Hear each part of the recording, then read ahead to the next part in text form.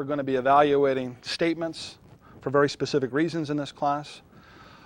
In fact, the 1-minute argument question I'm considering for today for y'all is for you to identify an example of a sentence that expresses a scientific law. And the reason why this is going to matter is we're going to talk explicitly about the nature of scientific laws, what kind of sentences or what the conditions are that need to be met in order for something to be a law in science. Because not just any old sentence expresses something that's a law. And one of the issues is, well, are sentences that express scientific laws, that is, are those statements true or are they false? That will be an issue. So I want you thinking about that here at the beginning of the semester. So today I'm focusing on, I'm going to gloss over some stuff for y'all because you don't need as much detail as the logic folks do. But I'm giving you the same material. I didn't want to edit it down and give you an abridged version of it. You've got chapter 2 in all its glory. So the main thing for today is to talk about the difference between sentences and statements, the different kinds of statements that there are, and focus on the two kinds of statements that are going to matter most to us in this class. There's going to be conditionals and then universal affirmative general statements. Just to set up the stuff we're going to be doing on Thursday, which will be learning the 3 different kinds of conditions that there are and how to complete and construct and evaluate a conceptual analysis. Should be doing that on Thursday. Then next week we turn our attention to, there's the attendance sheet, Ronald. Next week we turn our attention to, I'm sorry, yes, I got it right. Next week we'll turn our attention to arguments and a little mini crash course in how to evaluate them. I can't duplicate what you would get in a logic class, but there's something about arguments you need to know. And then something about the scientific method, which will require that you're understanding some stuff about arguments, and that's next week. And then we turn our attention to the actual readings. On Thursday, we're going to go through the list of all the presentations. You'll decide who's going to be doing what, so make sure you're here on Thursday. Or you get whatever I assign to you, as will be the case for one of you who happens to be in Hawaii right now. That's just so wrong. All right, before I begin, any questions for me about what's going on? So, do you all have the book? Like this? Well, no, I mean the textbook we're going to be using, the anthology. All right, go through it so that you've got some options when it comes to what you want to do your presentation on. And I think I've got 19 or 20 different slots. There are only 15 of you, so we'll have some leftovers, which means it will be possible for someone to do an extra credit presentation rather than having you do a longer exam for the midterm and final. So I'm going to use the additional presentation as extra credit, which means that in some cases we may double up. We shouldn't have to do that. I think we'll focus on the classes that don't get volunteers for those readings, and we'll use those classes for the extra credit if anyone's inclined. Okay, that's how I'm thinking about it. All right, let's turn our attention to chapter 2. And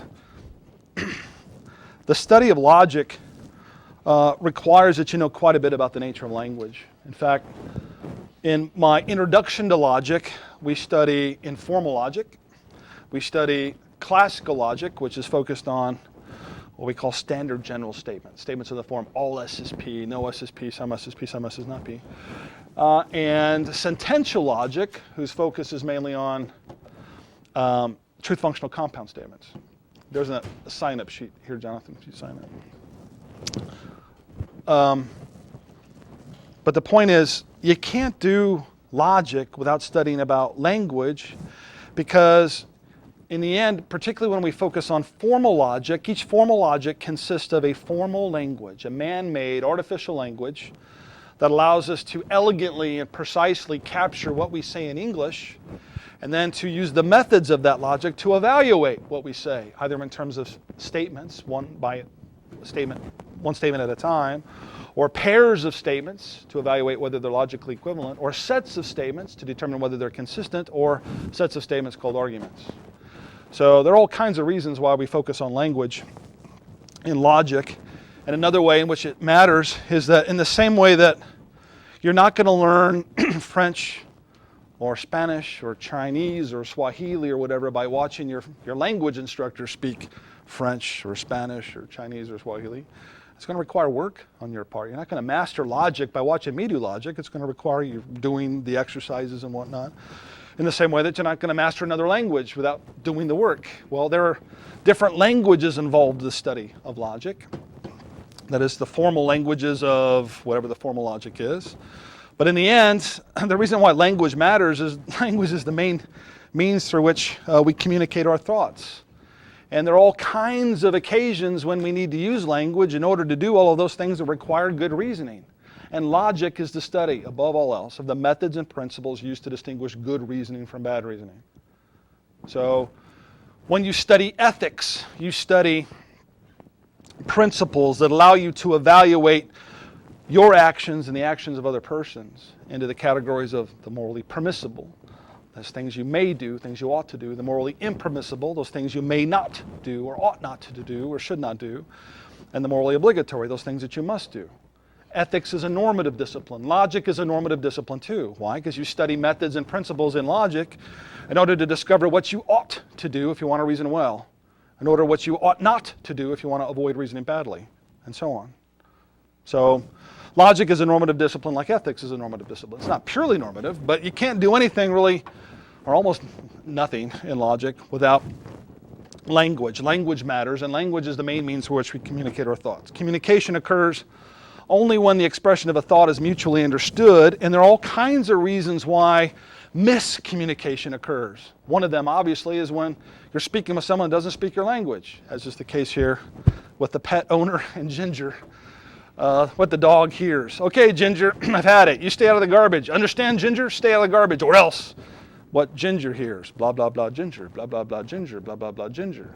When you're attempting to communicate with someone who isn't fluent in your language, you're not reasoning very well, right? Dogs, obviously, can pick up on certain things, but they're not fluent in the language. If I were to tell you, for those of you who haven't had me for logic, that, truly, a conceptual analysis is successful only if all and only the necessary conditions are identified so they're jointly sufficient, I'm asserting something that happens to be true. But I doubt that I've successfully communicated that to you unless you know what conceptual analysis is, unless you know what necessary conditions are, unless you know what sufficiency means. By the end of this chapter, or for us, the end of this week, you will understand that.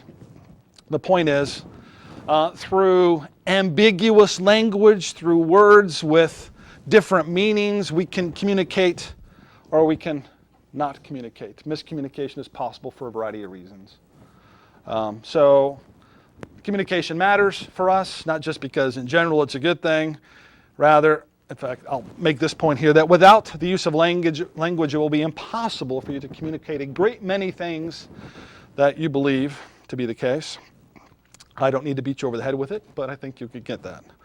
The point is that we use language for a variety of reasons. Language has functions, and of all the functions of language, because we can use language for good or ill, of all the things that we do through language, we do them through sentences of that language.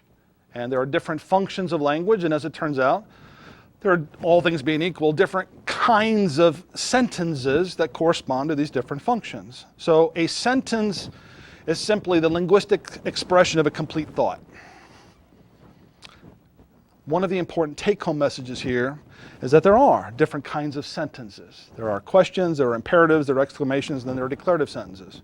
The thing that matters to us is that of all these four different kinds of sentences, exactly one of them has this very, very important property called having a truth value.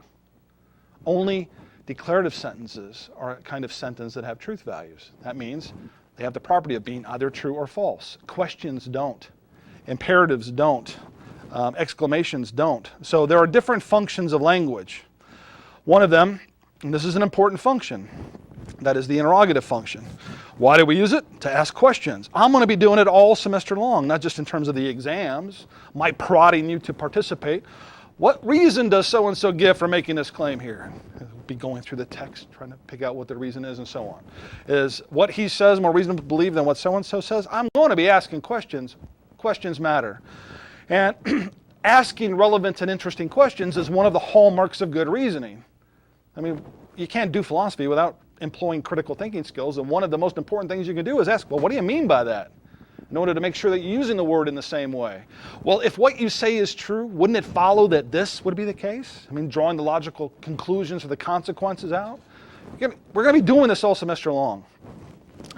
Questions matter, clearly. But the thing about questions is no question in the universe has a truth value. The answer to a question will have a truth value, but the question itself won't. Let me ask you.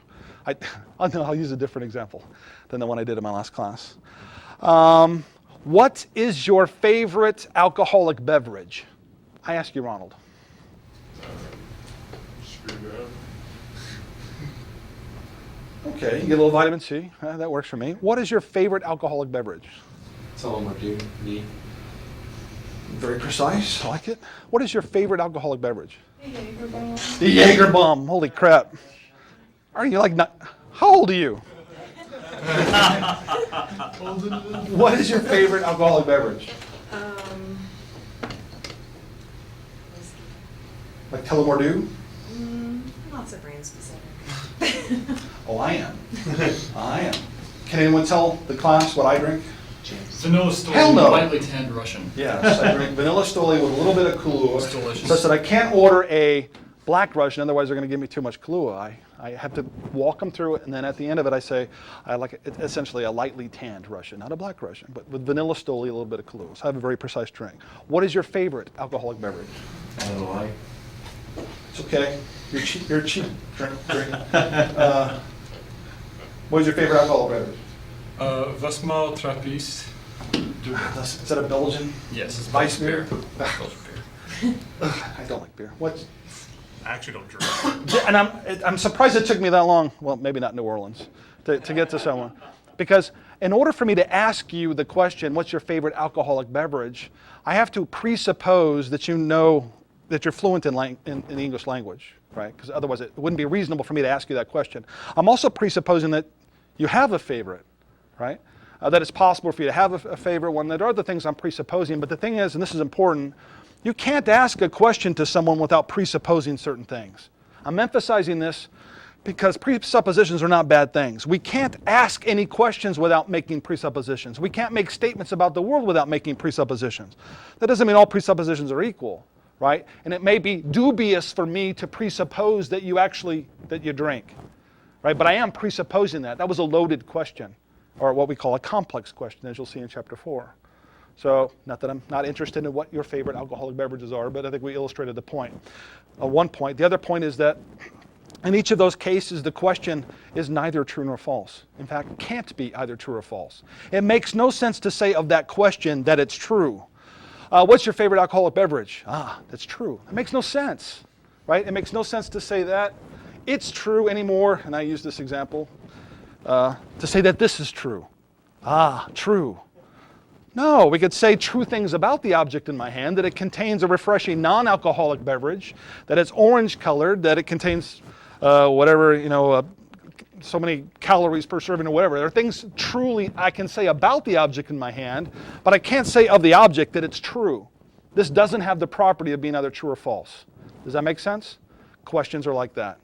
It makes no more sense to say of a question that it's true or false than it does of the object in my hand, or of you, or of your shirt, or your house, or your dog. Sometimes we say, well, he's not true, but we don't mean it in the same sense. We're equivocating, right?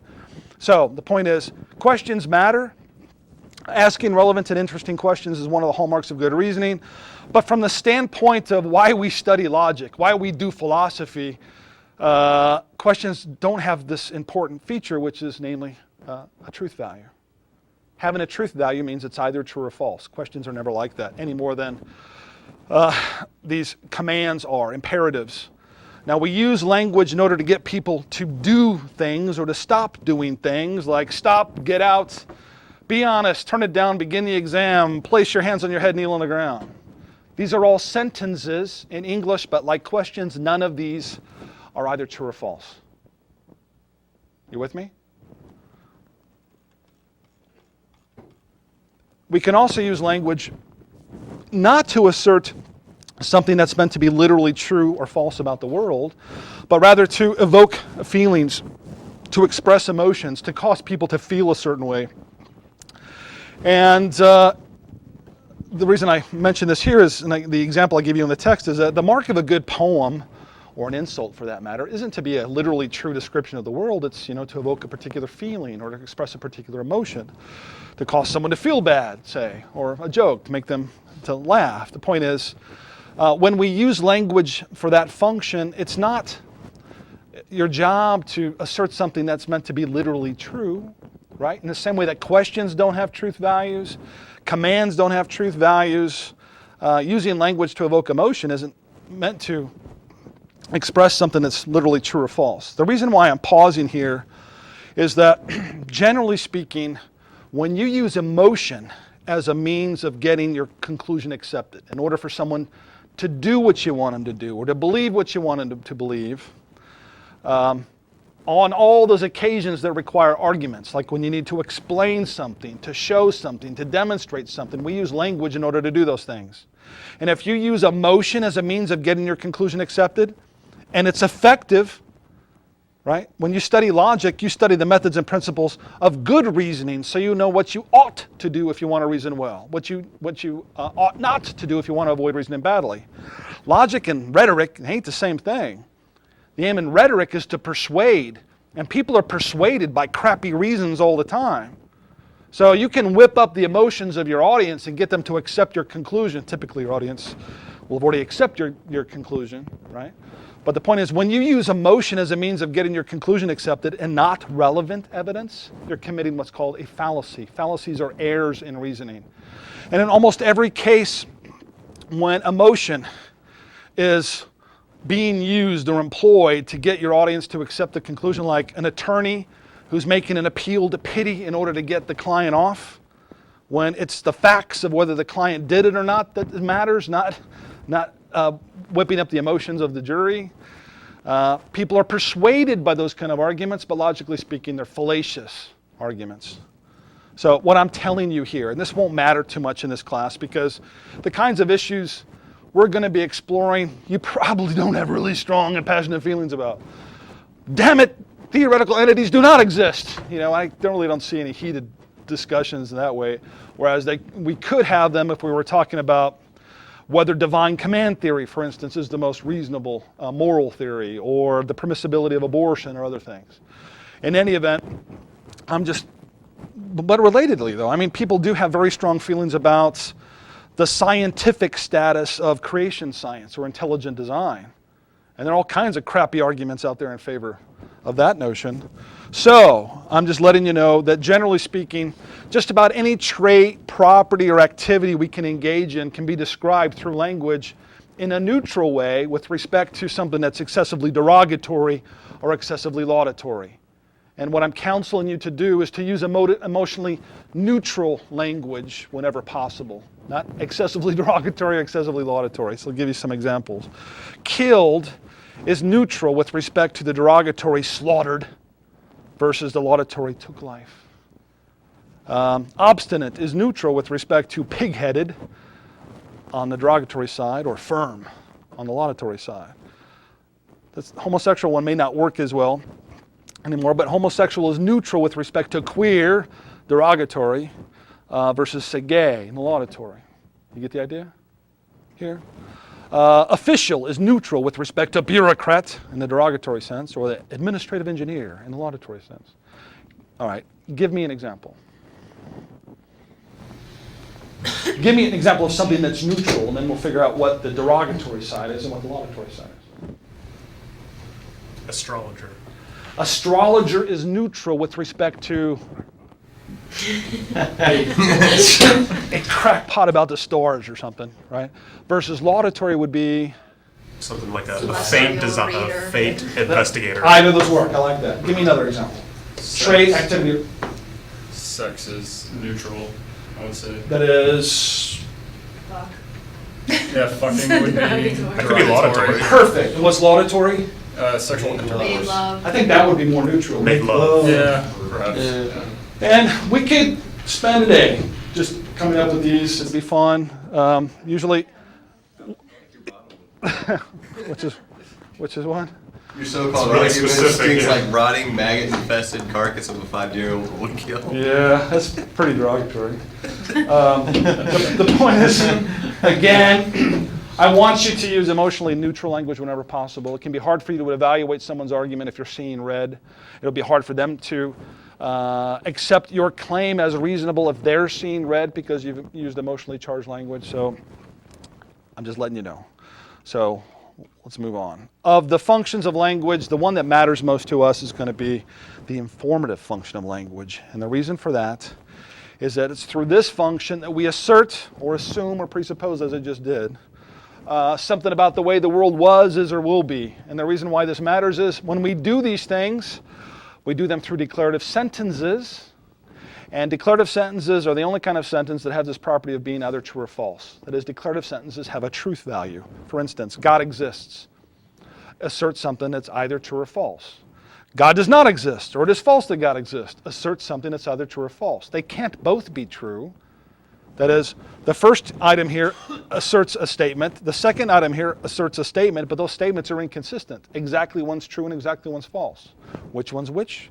Well, that's going to require an argument. The point is, we use declarative sentences in order to assert something about the way the world was, or assume something about the way the world was, is, or will be. And we do this every single time we argue. And we argue on all of those occasions that require good reasoning when we're trying to explain to someone what they ought or ought not to do, to show someone why something is or is not the case, to demonstrate that something's true, yada, yada, yada. All those occasions require arguments. Again, logic is the study of the methods and principles used to distinguish good reasoning from bad reasoning, and the main means through which we reason is going to be through arguments, and arguments require declarative sentences. Does that make sense? So it's not that these other kinds of sentences don't matter. There are occasions when they matter. In fact, each of those other functions will matter in this class, but above all, we're going to be focused on the informative function. And after today, you're not going to hear me talk about the informative function of language. You'll be hearing me talk about declarative sentences, yes, but not as much as statements. And the reason why statements matter is statements are what declarative sentences mean or assert, but they're not themselves declarative sentences. Statements have this property of being either true or false, and that's what matters to us.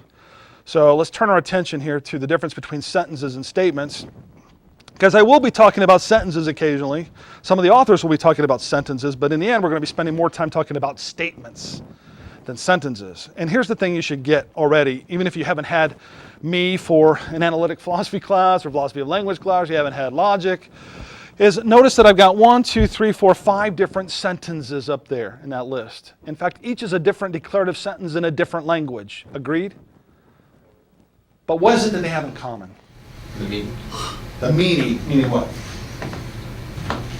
They express the same statement. There you go. That is, I've got 1, 2, 3, 4, 5 different declarative sentences, each in a different language, but they all mean or assert the same thing, which in English we would translate as I think, therefore I am. Cogot ergo sum, je pense donc je suis, yada, yada, yada. These are all different sentences in different languages, but you should all be comfortable with the notion that hopefully you speak at least, or you can read at least one other language. I mean, you knew this already, that they all assert or mean the same thing. They all, another way of putting this, they all express the same statement, which in English we would translate as, I think, therefore I am. Now this is a really crucial point, because what we have in the next box illustrates something very important. Namely that for us, it's not the particular sentence that matters to us. The sentence is just the messenger. What matters to us is the message. And each of these items, 1 through 10, is a different declarative sentence in English that asserts the same statement. It's the statement that's being asserted that matters to us. Strictly speaking, each one of these sentences has a truth value. It's either true or false. But what each of these sentences asserts is the same statement. If we were doing formal logic, as some of you will be doing this semester, you would translate each of these sentences exactly the same way. So for instance, if Neil Armstrong landed on the moon, then the moon is not made of green cheese. If Neil Armstrong landed on the moon isn't made of green cheese. Different sentence. If Armstrong landed on the moon, then it is not made of green cheese. If Armstrong landed on the moon, then it is false that the moon is made of green cheese. Provided that Neil Armstrong landed on the moon, it is not true that the moon is made of green cheese. And so on. Okay. Do you get this? These are each of these is a different declarative sentence, but what each of these sentences asserts or expresses is the same statement. Notice that Neil Armstrong landed on the moon only if it is not made of green cheese. The moon is not made of green cheese if Neil Armstrong landed on it. It's not the order of the components that matters in expressing a conditional. It's what's the antecedent and what's the consequent. I'll be talking about this here in a couple of minutes when we get to conditional statements. Conditional statements have parts. In fact, each of the different kinds of statements we're going to talk about have parts. And what you end up learning when you study logic is a whole bunch of vocabulary to allow us to precisely talk about the parts of these different kinds of statements. Because in the end, you can't tell whether one's true or false unless you know what the parts are, unless you know what type of statement it is, and lots of other things. So here's the important bit. It's the message that matters to us. It's not the particular sentence. So it's what's being asserted. What statement is being asserted by the sentence? And there will always be one best answer to that question, and what type of statement it is will determine what conditions must be met in order for it to be true or false. Logic will tell you what the conditions are. It won't tell you whether it's true or false. In any event, our focus is going to be on statements, not on sentences, because when we express a sentence, we need a period at the end of it in order for it to end. And we're not really interested in periods, because we can express an argument in the form of a single sentence. What matters is what the sentence asserts, and that can be an argument, as you'll see when we get to arguments next week. So before we can talk about recognizing arguments and the parts of arguments, there's a fair bit you need to know about the things that make up arguments, which are statements. These are all and only the kinds of statements that there are. That is, every statement in the universe corresponds to one of these different kinds of statements. So a statement, again, I'll do the little overview bit here. A statement is what a declarative sentence asserts or means, but it isn't itself a declarative sentence. Now, ontologically speaking, that is in terms of the existence of these things, I'm not trying to reify statements. I'm not trying to give them an ontological status over and above the sentence itself, but there's a sense in which we sort of need to do that. That is, it's just easier for us to talk about statements than to have to keep talking about particular declarative sentences. So I'm not really committing myself, I'm not trying to reify statements. I'm not trying to give them an ontological status over and above the sentence, but it's just easier if we sort of speak as if that were actually the case. In any event, there are, in the end, two types of statements. There are atomic statements and there are compound statements. Every statement is either atomic or compound, but not both, right? It's one or the other. An atomic statement is a statement that does not contain another statement as a component. If a statement does contain another statement as a component, then it's a compound statement. So let's look at the atomic statements. There are singular atomic statements, which are statements asserting of some specific named individual a particular property, trait, or attribute. Identity statements assert of two named individuals that they're the same thing. General statements are, without exception, always assertions about all or some of the members of a class of individuals. I mean, if it were about a specific individual, well, it wouldn't be a general statement. General statements have to be about classes of individuals. And there are exactly two things we can say. Say something about all of the members of a class, or at least one of the members of a class.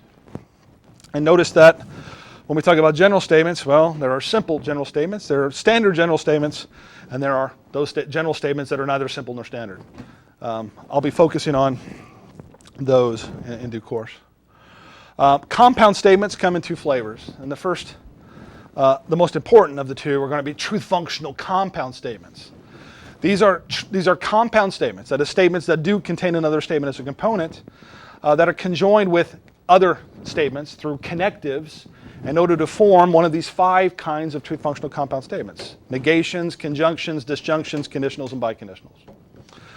The only thing you need to know to determine the truth value of one of these is, one, what kind of statement it is, the truth values of the parts, and the rule for computing the truth value of whatever kind of statement it is, whether it's a negation, a conjunction, a disjunction, a conditional, or a biconditional.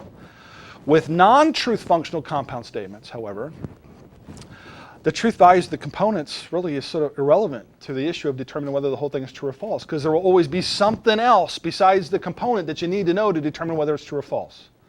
So I want to make sure you get that. So here you see an overview of every kind of statement in the universe that there is. It's not a lot, really. So what you need to know is, again, we're not focused We're not going to be focused on the sentences as such. We're going to be focused on the statements that are being asserted. And one of the things you'll need to do is to pick out from what kind of statements being asserted, what conditions must be met in order for it to be true or false. So the type of statement will determine that. And then there are other things, because in the end, arguments are made up of statements. You have one statement, exactly one statement that's the conclusion or the claim, and then the other statements are going to be the reasons offered to show that the claim is true. And you won't be able to evaluate it successfully unless, well, you know how to recognize the parts that make up the damn argument. That's why we're talking about this. All right, so I'm going to go through some of this quickly.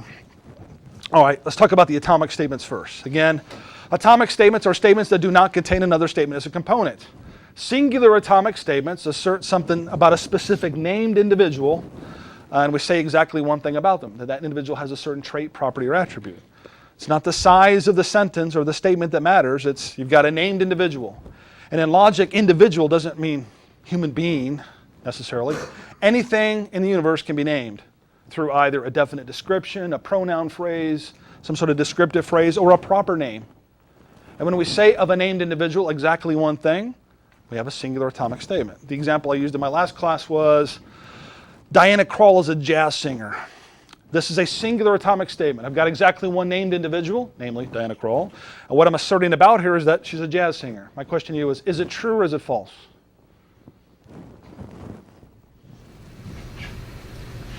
I don't know unless I know who Diana Krall is and what she does. I like the fact that you said that. This sentence asserts a statement. That means it's either true or false. But that doesn't mean you necessarily need to know whether it's true or false. You can say, I don't know, or that it's undetermined, right? So if you don't know who Diana Krall is, or what jazz is, or what a singer is, you're not going to be able to evaluate it. The point here is that logic tells you the condition that must be met in order for this to be true. These are all singular atomic statements, so a singular atomic statement is true just in case.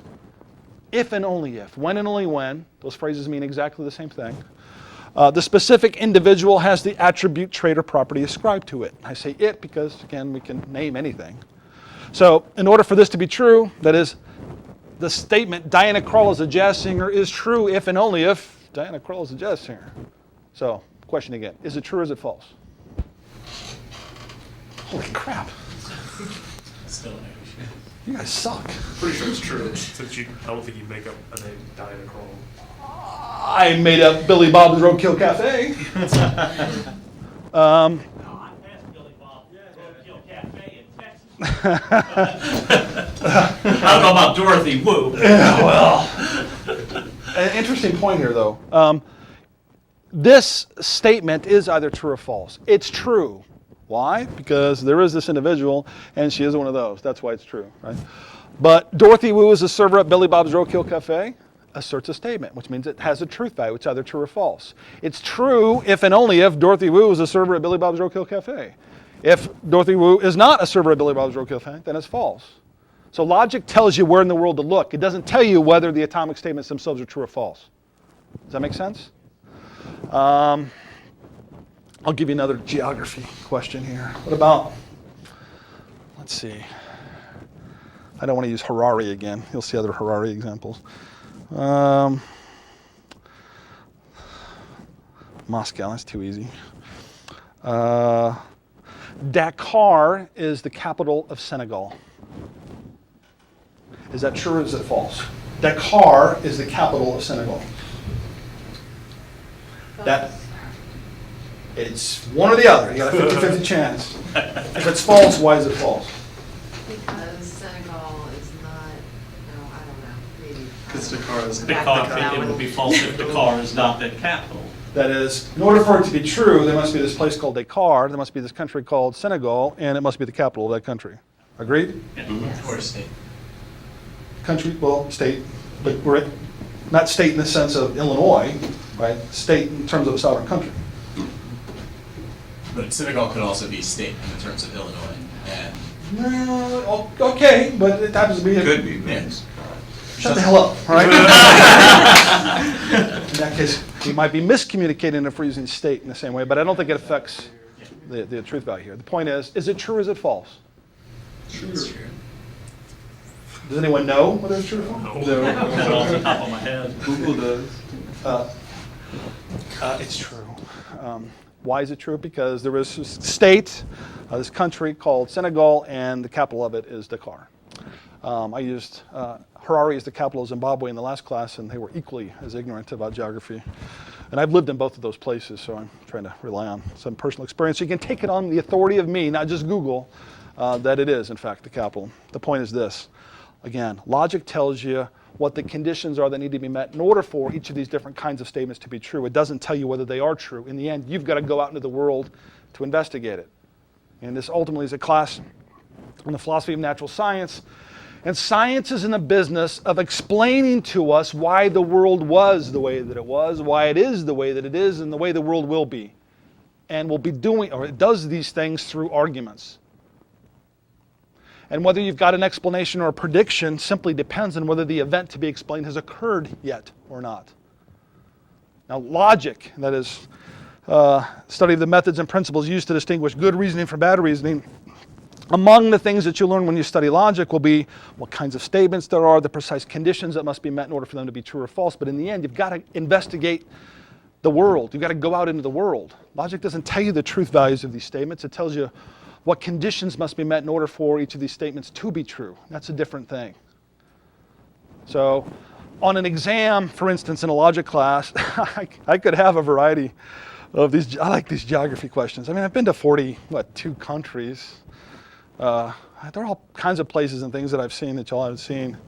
But in order to get it correct in terms of whether it's true or false, it's going to require quite a bit of knowledge of, say, geography, which I can't presuppose, but I can at least have you tell me what precisely must be met in the world in order for it to be true, if it is, and that matters here.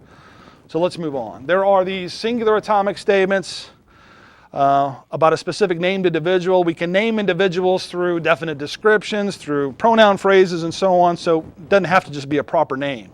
So if I wanted to say that, I'm looking around the room, not seeing any spiders, but if there were a spider and it were crawling up your arm, chances are that spider does not have a proper name. I'm going to say Fred is crawling up your arm. Doesn't make sense. It'd be sort of creepy. But I can say something precise about the spider crawling up your arm. I can say the spider crawling up your arm is poisonous. I can say the spider crawling up your arm is hairy. I can say the spider crawling up your arm is 12 inches wide. Where the spider crawling up your arm is function as a name to pick out a specific individual, and I can say something true or false about it. So it's not just through proper names that we can name things. And in logic, anything in the universe can be an individual. Another way of making an assertion about individuals is through identity statements that consist of a name, another name, and some form of the verb to be.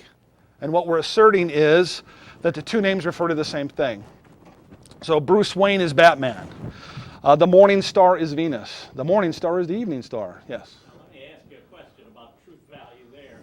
Yeah, the morning star is sometimes Venus and sometimes Jupiter. Well, historically, no. When we refer to, that is, the morning star is a definite description, picks out Venus. Okay. The evening star, as we use the word, picks out Venus. And it's possible to know things about the morning star, things about the evening star, but not to realize you're actually talking about the same thing. So we're not using the morning star or the evening star in the same way if it can refer to Jupiter. Right. I've seen it in astronomy, newsletters. This week look for Jupiter as the morning star, and so and so. That would create havoc with our ability to name things if that were the case. Just for now, in this particular case, and nothing really hinges upon it from my perspective, and maybe it will turn out that sentences like this will be false sometimes if that definite description picks out one thing at one time and another thing at another time. The bottom line is you have to go out into the world in order to investigate that to determine whether it's true or false. But this is one kind of statement, identity statement. The X-Man who controls the weather is Storm. That is, the X-Man who controls the weather. It's a definite description, function as a name, Storm as a name, and we're asserting that the two named individuals refer to the same thing. We're not going to encounter lots of identity statements in this class, but I'm just letting you know, in order for an identity statement to be true, the two names need to refer to the same individual, whatever that individual is. If they do, it's true. If they don't, it's false. Does that make sense? Okay. All right. I'm going to skip that and get to general statements. The thing about general statements that makes general statements is that general statements are always, without exception, about a class of individuals.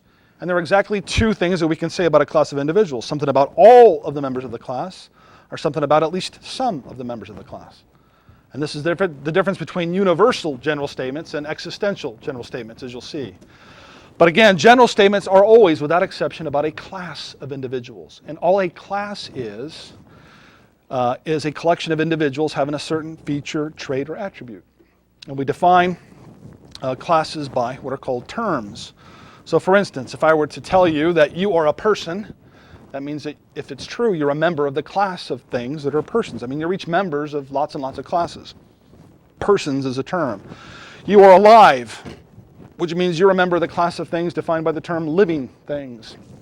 You eat, which means you're a member of the class defined by the term eaters.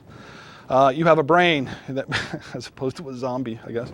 You are a member of the class defined by things with brains. You study, I say, I hope, which means you're a member of the class of things defined by the term studiers.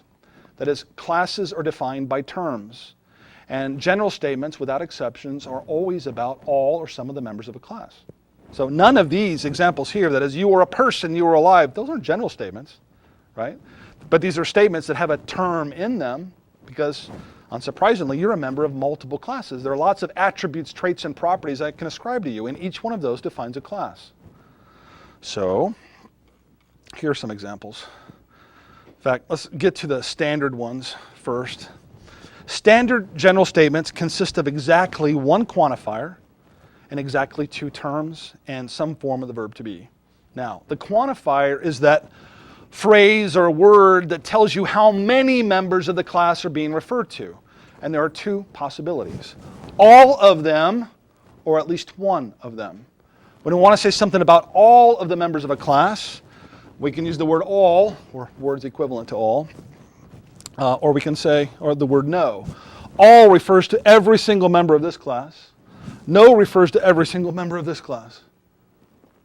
If I say, all humans are mortal, I'm asserting something about every single member of this class, namely class of humans. What I'm asserting is, every single member of this class is a member of this class. If I say, no humans are immortal, I'm asserting something about every single member of this class. In order for it to be true, there can't be a single one of these that's one of these. So the quantifier tells you whether it's all of the members of the class or only some. If it's some, that means at least one. So some humans are mortal will be true just in case there exists at least one of these that's one of these. Some humans are not mortal will be true just in case there exists at least one of these that's not a member of this class. The point is, general statements, without exception, are always about classes of individuals. And what you always assert with a general statement is something about all or some of the members of a class. Never about a specific named individual. If it were about a specific named individual, then it would be a singular atomic statement. Some, use the universal affirmative, some Major League Baseball players are wealthy individuals, is asserting a existential affirmative statement about the members of this particular class. Some Major League Baseball players, is this class, are wealthy individuals, is this class, and it'll be true just in case at least one of these is one of these. Some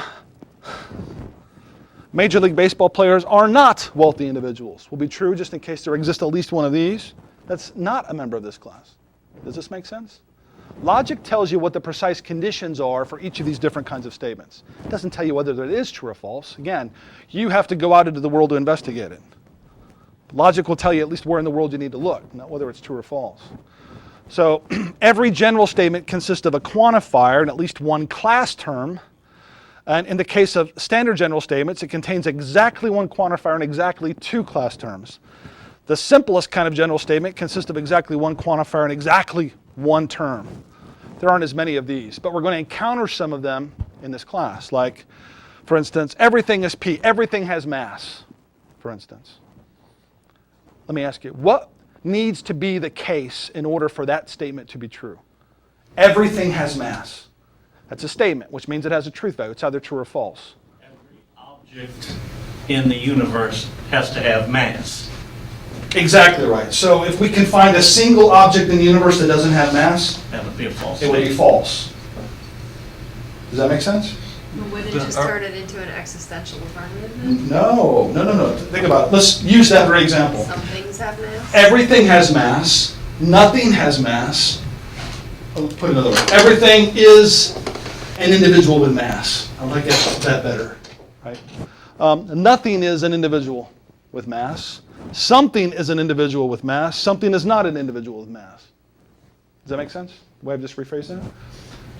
If this is true, it's going to, that is, well, let me ask you this. If this is true, does it mean that this is true? Yes. Well, it gets tricky. In the modern interpretation, no, it doesn't follow. Because the universal can be true even if there aren't any members of the class. This is easier to see in the case of standard general statements, but let's talk about this one here.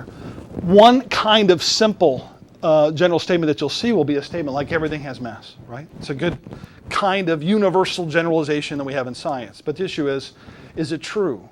Well, you can't determine whether it's true or false unless you know where in the world to look. And in order for a universal to be true, it must be true of every single member of the class. In order for an existential to be true, in this case, well, you tell me, what needs to be the case in order for this to be true? Something has mass. Something is an individual with mass. What? At least one individual must have mass. That is all the billions and billions and billions and billions of things in the universe that can qualify as an individual. You need at least one of them.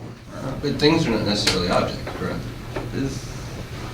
I mean, Things are not we make necessarily this objects. statement because what about wavelengths? That's going to be an issue, right? Is an atom an object? Well, I'm asking you. What do you think? I would say that an atom qualifies as an object because it has mass. Objects But have what- mass. Objects have mass, but not necessarily everything is an object. I'll give you an example of something that is an object. A thought.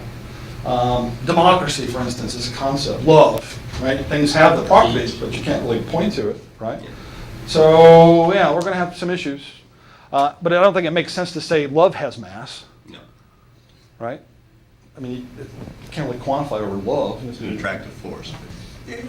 But forces are things, too, right? And we can quantify over those. Point is, we're going to be dealing with those kinds of statements later on. What you need to know is that there are precise conditions that must be met in order for each of these to be true or false. Right? You need to investigate the world to determine that. Logic tells you what the conditions are. It doesn't tell you whether they are true or false. I just want you paying attention to that. Because in no case will the answer to, well, it's probably too strong. Well, the answer to the question, is it true or false, will ever hinge upon, well, I believe that it is, or I think that it is, or whatever. Don't care. All things being equal about your beliefs, what you think, what you fear, what you hope. What matters is what you can show. And in each of these cases, it's going to be the world in the end that's going to determine whether it's true or false in relation to what kind of statement's being asserted. So it's just easier to see this in the case of standard general statements. In order for a statement of the form all S is P to be true, what must be the case in the world? All things with class S must be a class P. Everything that's an S must be a P. Does that make sense? In order for no S is P to be true, what must be the case in the world? Not a single thing that is an S can be a P. Yeah, that works. Not a single one of these can be one of these. Let's go back to this one. All unicorns are creatures with one horn. Is it true or is it false? True. True. Why? It's one or the other. It can't be both. It's true by definition. It's what? What's the definition of unicorn? That is, analytically speaking, it's true because of the way in which we actually use the word unicorn. Unicorn, by definition, means a creature with one horn. It's analytically true. What that means is it's not true in virtue of anything actually existing in the world. In fact, there aren't any unicorns. What about all bachelors or unmarried men? Is that true or is it false? True. True. Is what? True. True. Do there have to be any bachelors in order for it to be true? No. No. In the same way that all unicorns are creatures with one horn is true, by definition, that is analytically independent of there existing any unicorns. The same goes for bachelors. Here's the point. It's possible for the universal affirmative to be true and for the existential affirmative to be false. There don't have to be any unicorns, or in this case, bachelors. So some unicorns are creatures with one horn. False. Means that there exists at least one thing that's a unicorn, and it's a creature with one horn. And as far as I know, there aren't any unicorns. Point is, if this is true, it doesn't follow that this is true in the modern interpretation. But let's go back to the example. In order for some S's P to be true, what must be the case in the world? At least There one exists S. at least one S, such that it is part of the class P. A little awkward, but exactly right. There has to be at least one of these that's one of these. At least one. Some means at least one. So in order for the statement, some students in Rob's philosophy of science class are individuals who are wearing a hat, will be true if and only if, just in case, how many students are wearing a hat? At least one. If there are two, it's true. If there are three, it's true. If there are four, it's true. If it's zero, it's false. Some means at least one. Does that make sense? Okay. Use words. Does that make sense? Yes. Some S is not P. In order for this to be true, what must be the case in the world? Some members of S cannot in any way partake of P. Wow. Even more inelegant, but yeah, you're on that right. There has to You did say throw them out without thinking about them sometimes. Right, but you're on the right track. There has to exist at least one of these that's not a member of that class. Give me an example of a true existential negative. At least one student's not wearing a hat. At least one student's not wearing a hat. Put it in that form. At least one student. Not, Some put it in that. Do you see the word at least not? Some Oh, okay. some students are not wearing a hat. Some students are individuals who are not wearing a hat. Make sense? Give me another example of a true existential negative. Some humans are not female. Works. Give me another example of a true existential negative. Some football players are not rich. Yeah, you get the idea? Right? So logic tells you the conditions that must be met in order for these different types of statements to be true or false. It doesn't tell you whether they are true or false. And again, we're doing philosophy of science. It's going to investigating the world. Science is in the business of explaining why the world was the way it is, why the world is the way it is, why the world will be the way that it is, or will be. Science is in the business of predicting how things are going to be in the future, right? And it does all this stuff through arguments. Arguments consist of statements. So there are some things about statements that you need to know. Notice here again, and I'm emphasizing this point, I've got in this case 1, 2, 3, 4 different sentences. But they would all be translated exactly the same way because each of these sentences asserts the same statement. The statement is the message. That's what matters to us. The sentence is just the messenger. So if I were to say, humans are mortal, all humans are mortal, every human is mortal. If something is human, it is mortal. Those are 4 different sentences, but they each assert or mean the same statement. So they're all going to be true or false under identical conditions.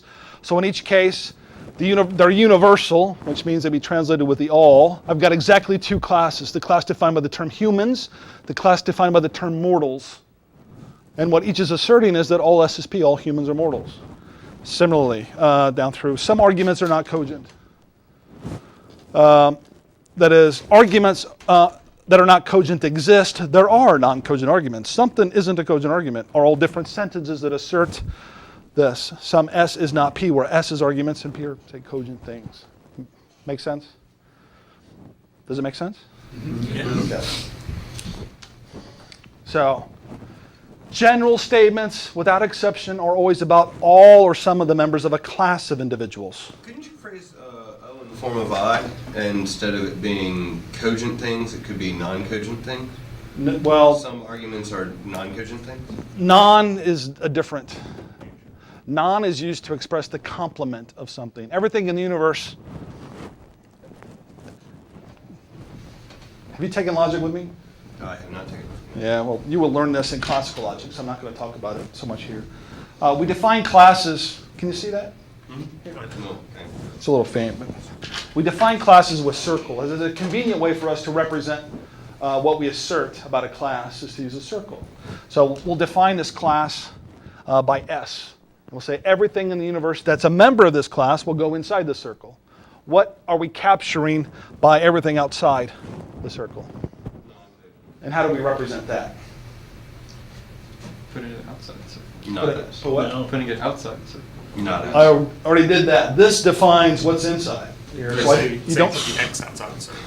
You put the what? If you put the X outside the circle, that represents. If I put an X outside the circle, that means there would exist something that's not this, right? Yeah. But how do I represent this? What? Hate it? I don't know. Let me do it for you, and you'll understand. Not This is defining everything that goes inside of the circle. That is, this is defining the circle of S, whatever that class is. This bar over it represents the complement. Everything in the universe is either an S or a non-S.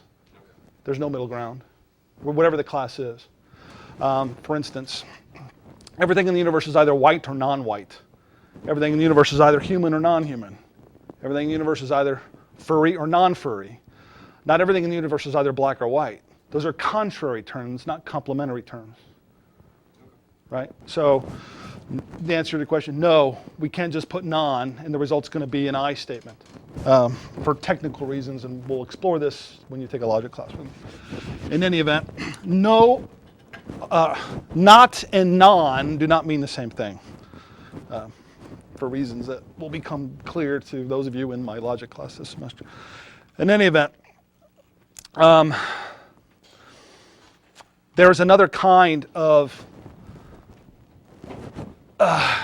general statement, and I call them complex general statements. And basically, a complex general statement is a general statement that's neither simple nor standard. And they don't have to be all that complex. Take a look at this example here.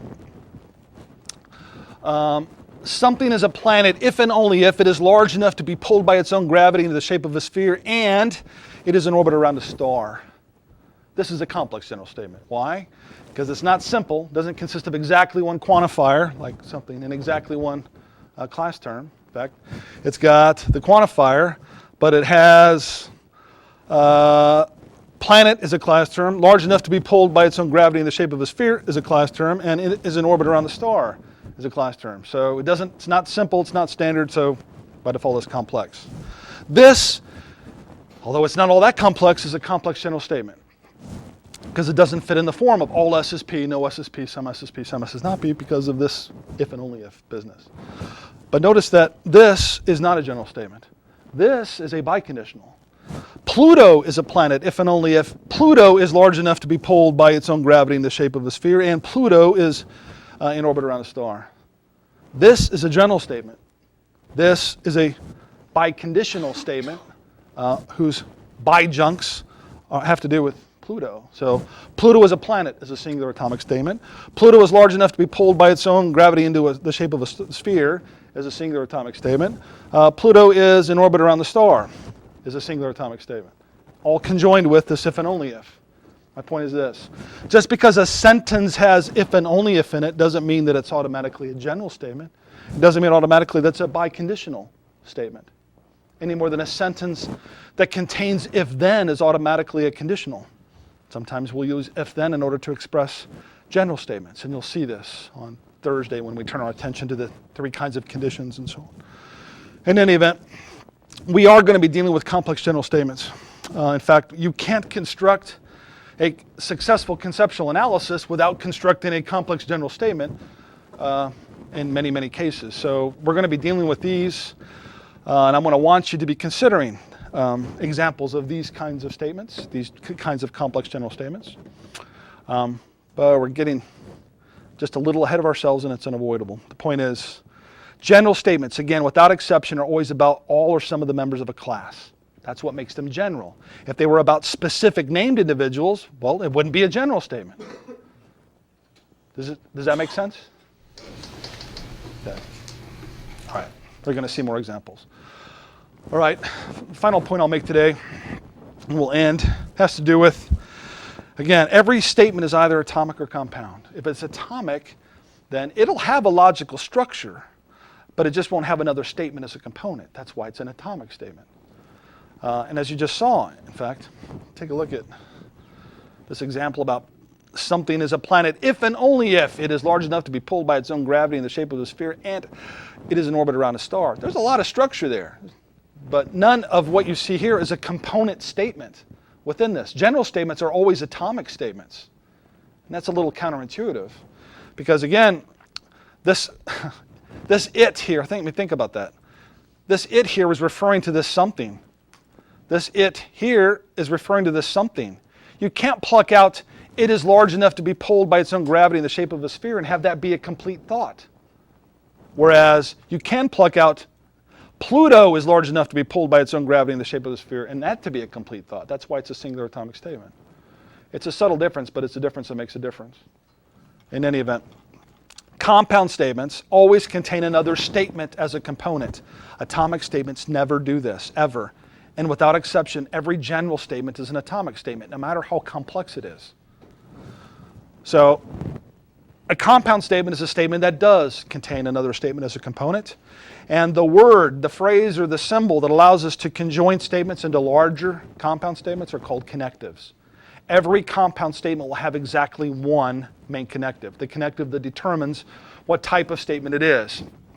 So take these two, maybe on their own, not so interesting statements. Lieutenant Commander Data is a machine. Some machines can think. I can conjoin these two statements in an unlimited number of ways using connectives. So I can deny that some machines can think by putting it as false that in front of it. It is false that some machines can think. I can deny that Lieutenant Commander is a machine. I can say Lieutenant Commander Data is not a machine. Lieutenant Commander Data is not a machine, but some machines can think, and so on, and so on. Notice that it is false that the not, the but, and, or, if, then, if and only if are connectives. The connective determines what type of compound statement it is. In this case, each of these is a compound statement that's called a truth functional compound statement, because negations, conjunctions, disjunctions, conditionals, and biconditionals are the 5 kinds of truth functional compound statements, where in order to determine the truth value of the whole thing, all you need to know are the truth values of the components, of the parts, and the rule for computing the truth value of a negation, a conjunction, a disjunction, a conditional, a biconditional. These are examples of what are called non-truth functional compound statements. Because in order to determine whether one of these is true, you'll always have to know something else. Look for something outside the statement to determine whether it's true or false. What about hold on, typo there. What about Andy believes that some machines can think? Does the truth value of some machines can think have anything to do with the truth value of the statement that's being asserted here? No. What must be the case in the world in order for this to be true? Andy has to believe it. Is there anything else that's required? Nope. Nothing else. That's why it's non-truth functional. I mean, think about that. The truth value of this component here has nothing to do with the truth value of the larger statement. The only thing that matters is whether Andy believes it. Brandy fears that some machines can think. Does the truth value of some machines can think have anything to do with the truth value? Nothing. The only thing that makes this true, if it is if Brandy fears it. Candy knows that Lieutenant Commander Data is a machine. Does the truth value of Lieutenant Commander Data as a machine have anything to do with the truth value here? Yeah.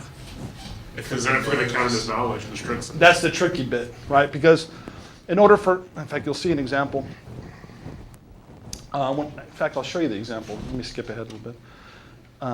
Go to biconditionals. Bear with me.